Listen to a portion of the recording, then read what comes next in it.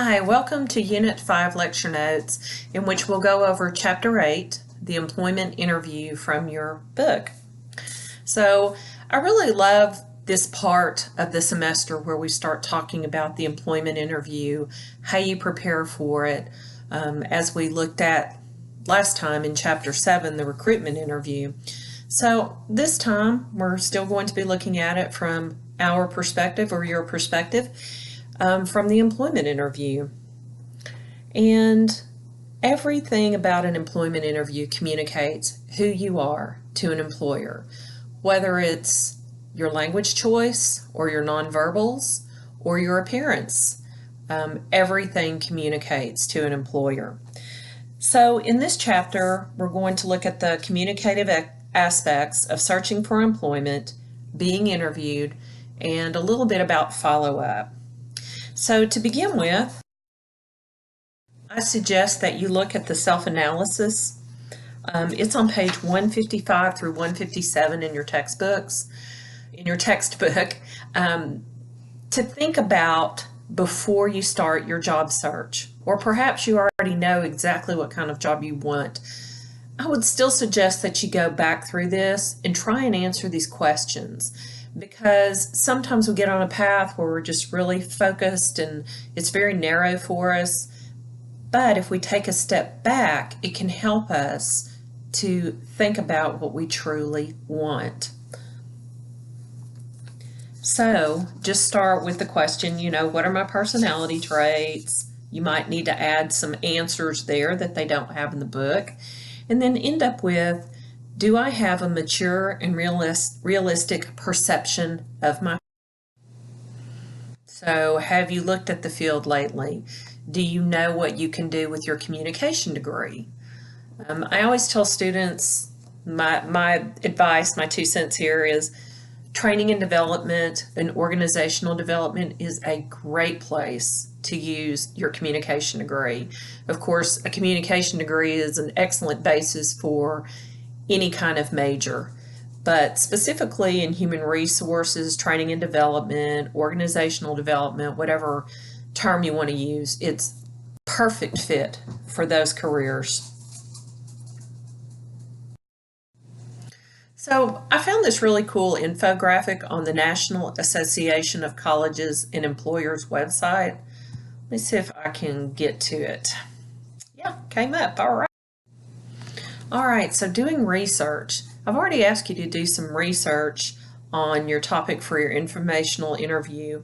So I'm going to ask you for these assignments coming up, your cover letter, your resume, to do some research in your field. So, for example, maybe one of your search questions would be, what type of jobs do communication graduates look for? What type of job can I get with my communication degree? So that kind of information. And look on the National Communication Association website. I just thought about that. But anyway, it's natcom.org, natcom.org.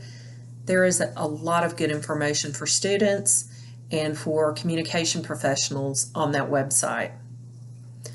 So when you've narrowed down maybe to 2 or 3 positions that you think you'd be well suited for, research the field, as I mentioned, research the position.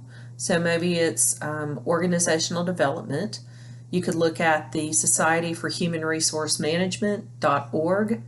They have a lot of good information about careers in HR, careers in organizational development, in training, etc. And then if there are a couple of organizations you're interested in, spend time beyond just looking and reading at their website and search for news on the organization on the website. Search for news on the internet about the organization. Try and connect with people who work for the organization and ask them what it's like to work for the organization, and just think of different ways that you can learn about the organization besides what's on their website. Because think about it, what is on an organization's website they're putting their best foot forward. So they're going to have great information on that website, right? It's going to be positive, but look beyond that. If at all possible, research the person that does the recruiting. And you can look on LinkedIn specifically for information about recruiters from that organization. I've connected with several people that I never would have connected with on LinkedIn, and it's been very helpful. My husband, he's also connected with many different people in his field of work, and he's even found, he actually found a new job that way. So be sure, and if you don't have a LinkedIn profile, set one up. They're free. And then, as I mentioned, research current events.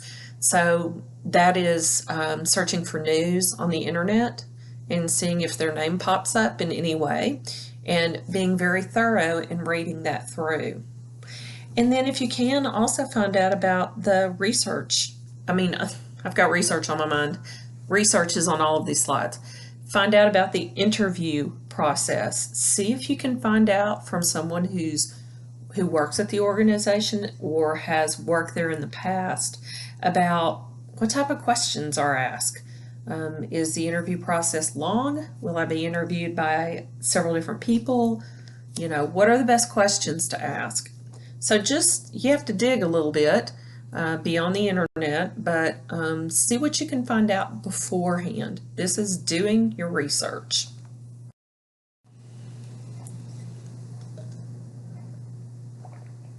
All right, so you definitely want to network with people. And I know this is hard if you're more introverted than you are extroverted.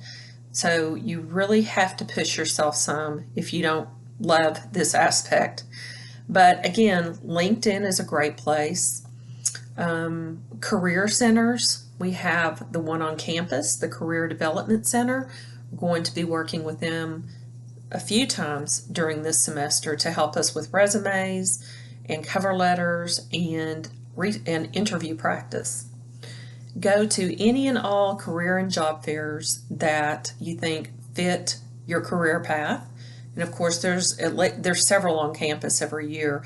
You just have to look at the calendar on the MTSU website to find out when they happen. Sure bet is spring and fall. So be sure and look at that calendar. And then they call this knocking on doors in your book, and that is what it is.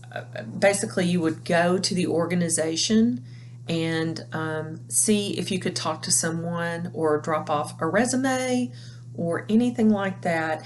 Anything that makes face-to-face personal contact is what I would call knocking on doors. So again, if you don't love this kind of stuff, you have to, tell yourself you're going to do this because it will help in your job search. Now, presenting yourself to the employer. I love this too, that Stewart and Cash take the time to mention personal branding, because we see this every day, right? We see this with media figures, how they have extended themselves through personal branding, whether it's they have an acting career and then they branched off to singing, or maybe they had a singing career and now they have their own, line of perfume, or shoes or clothes, whatever it is. But personal branding, it's getting your name out there in a positive way. For us, it's establishing our presence through the use of social media, your resume, a portfolio, and other materials used in a job search. Personal branding takes time and attention to detail, but it pays big dividends. So if you haven't really thought about this, sit and take some time to think about this, especially if you're going out on the job market soon. If you don't have a strong social media presence, then establish one. And be sure and establish one that is professional, that doesn't include a lot of pictures of you outside, partying and having fun. A few pictures are fine, but think about what you're presenting about yourself and how you want you to be perceived by somebody who would look at your social media and to see what kind of person you are. Your resume and your portfolio are also very important. Are you using correct spelling? Is your grammar good? How are things formatted? All of these things speak in some way to an employer. And finally, personal branding, it reflects your talents, your expertise, your skills, and your education. So have a plan as you think through about how your personal branding will look to a prospective employer. So resumes, there are several examples in the book, and of course there are a ton of resume examples online, and then there are resume examples to the Career Development Center on the MTSU campus. I think I put some links in this unit to the resume site, to the Career Development Center. So look through those and determine which format is best, which we'll talk about how to arrange your information next. But a resume has these 5 basic segments. So your contact information, which is normally used as a header at the top of your resume, your education and training, your work experience, your could be work-related activities, and then volunteer experiences. In volunteer experiences, sometimes it may seem like they're not connected at all to your career path, but I bet if you look at them from a deeper analysis, you'll see how they could be connected. So for example, maybe you volunteered for Habitat for Humanity. Did you do teamwork? Teamwork is always a key word on a resume. Did you lead a team? How did you help, and how can that volunteer experience be translated into career skills? So think about that a little bit. Definitely, it's best to be honest on your resume, so don't try and fill in any work gaps, that kind of glosses over that fact. Just talk about maybe why you had a break in your work history. It's normal. Everyone does at some time or the other. Definitely proofread your resume and then have someone else proofread it. Read it out loud. This is what I always tell students when they prepare to give speeches. Read that speech out loud, just don't read it through. Many times when we read documents out loud, we can hear the error, so be sure and do that. Electronically scanned resumes. Let me back up. Okay, so if you see a job that you're interested in applying for, be sure and use some of the terms in the job ad in your resume, because when your resume is scanned by a recruiter, it will pick up those keywords from the job ad. So let's just, a trite phrase just jumped into my head. So let's just say maybe that the job ad, they're looking for someone, quote, a team player. So you might want to include that on your resume just for that specific job. So that when it got scanned by a recruiter, it would stand out to them. See? So, and it's not making things up about yourself, it's just phrasing them in the way that the job ad is worded. Also do that with your cover letters as well. So a portfolio is a compilation of your best work that shows you in action. I have one, I don't think I put the link in here to it, but I've got one on PortfolioGen, and it's for teachers and educators. So when you pull up my page, it's a digital portfolio too. My picture comes up, my name, all of my information, my contact information, and then there are different pages in that portfolio that show maybe assignments. Maybe it shows associations that I belong to, and I also have a video on it. So there are a lot of things you can do with a digital portfolio. Many of them are free. Their range is kind of limited, but they're free. So think about that if you have some really good work that you want to showcase, because adding that adds to your personal branding presence, and it's impressive to have a digital portfolio. Your cover letter, definitely. I wish I could spend all day on this one, but you write a different cover letter for each job that you apply for. Why do you do that? Because you're using that letter to target a specific position and specific organization. And you might think, wow, that sounds like a lot of work. Well, looking for a job is work. So take the time and tailor each cover letter to each specific position. It will pay off, I promise. The other thing to think about with the employment interview is your dress and your appearance. Think about, how does your industry dress? A good rule of thumb is to overdress rather than underdress for an interview, especially if you're not sure what kind of dress or attire is expected at the interview. So it's great if you can find out beforehand, but if you don't know, then dress as you're dressing for a formal business meeting. I love this phrase: neatness costs nothing and pays dividends. I love that. So make sure your clothes are ironed, they're neat, and they're pressed. Here's some advice for men and advice for women, and I'm sure that there is a lot more out there, but advice for men is to dress on the conservative side, coordinate your colors very carefully, and when in doubt, ask for help. Advice for women: your appearance should not call attention to itself, so think about how you're styling your hair and how much makeup you're putting on. And I know that sounds really old and old-fashioned, but a lot of the recruiters you're going to meet are probably going to be older than you. So think conservative, nice, but conservative.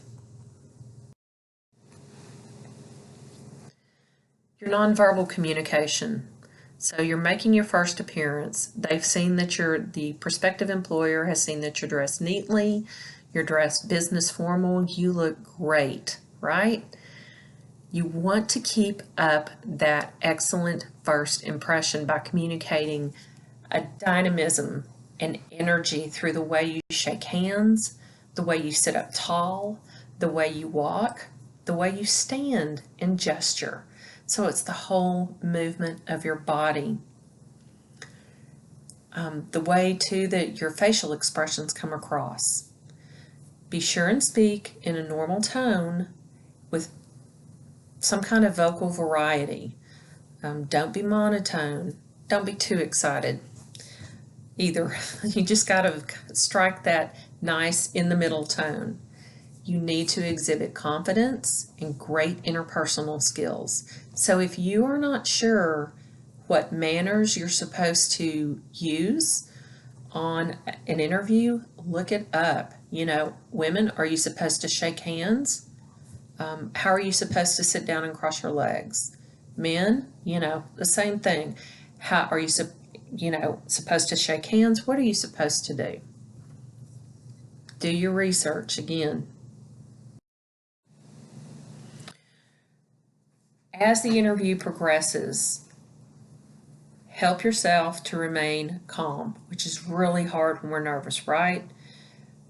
But slow down, take your time, and concentrate on answering the questions as best you can. One of the assignments we're going to do, in case you haven't heard me talk about it, is called the Big Interview, and it's hosted through the Career Development Center on campus. And what we'll do is we will film interviews. So you'll need your laptop and a camera and a microphone, and you'll get into the software program. I'm being very general here. And then you will be asked a series of questions by, not a real person, but anyway, an avatar. And you'll answer them, and they will be recorded. And then you'll be able to see how you looked and how you sounded, how you were perceived when you're finished. So that's pretty cool that you can do what we call a mock interview before you go out on the job market. Hopefully then that makes you aware of your strengths and weaknesses. There are several ways to structure your answers when you're asked a question in an interview, and I'll just move through these really quick. They're in your book on page 180. But the mini speech method, it's tell them what you're going to tell them, and then tell them again. Especially this is important if you're telling a story. The STAR method, I like this one. You describe the situation in your answer. You describe the task that you did, what action you took, and the results that came out of that. STAR, situation, task, action, and results. Needs to be very relevant to the position that you're trying to get. And then the PAR method, it's a variation of the STAR approach. P, the problem you were assigned. A, action you took solving the problem. And R, results. You see how it's very similar to STAR.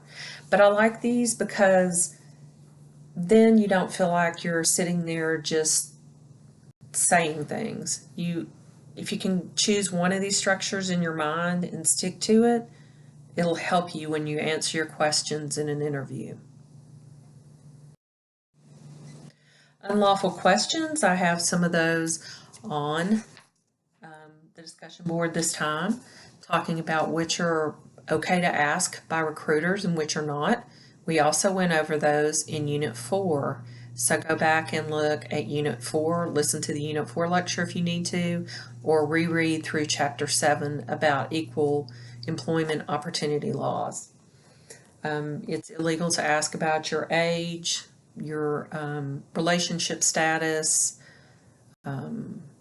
gender. I'm trying to think. There's several other things, but go back through and review and be, have kind of a little working knowledge about it, because recruiters will ask you unlawful questions. So just be prepared and think about how you're going to answer those. All right, the closing. So you've made it through the interview and you're not sure, you think it's over, but you're not sure. Always have questions prepared if the interviewer asks you if you have any questions. And be sure that the questions you ask are not that you can't just pull up a website and find the answer. Dig a little deeper and ask questions that are more in-depth about the position or the organization or the expectations for the position. And also, I forgot to mention earlier, but if you bought that extra book that I recommended, Knock 'em Dead, for interviews, that's a great preparation book for interviewing as well. Remember that the prospective employer is likely to note everything you do and say, in a good way, a positive way, or a negative way. So, it's not as if you're not on pins and needles already. You have somebody watching your every move, right? Not nerve-wracking at all. All right, so evaluation and follow-up. And this is great advice. That's what I love about this chapter. There's so much good advice in it. From how you communicate about yourself, how you verbally and non-verbally communicate, to following up. But here's the first thing. After a job interview, debrief immediately, okay? So this involves writing down any information you received, as much as you can remember, the answers to any questions you asked, and then think about this. What are the pros and cons of the position and the organization? Think about that.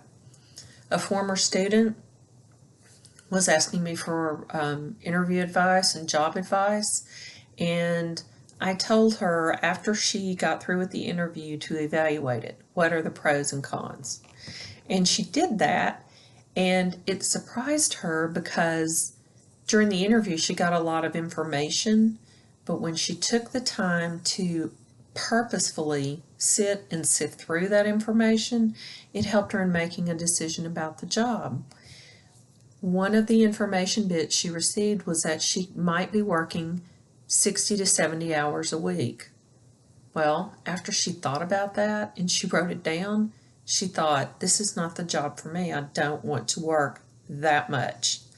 So debriefing and writing down everything you can remember is a great tool. Always follow up the interview with a brief note thanking the interviewer or interviewers for the time. It's very important. It makes a great impression. And finally, remember, each interview is a learning process. So whether you come away from there feeling great or feeling like you could have done something better, make a note for next time.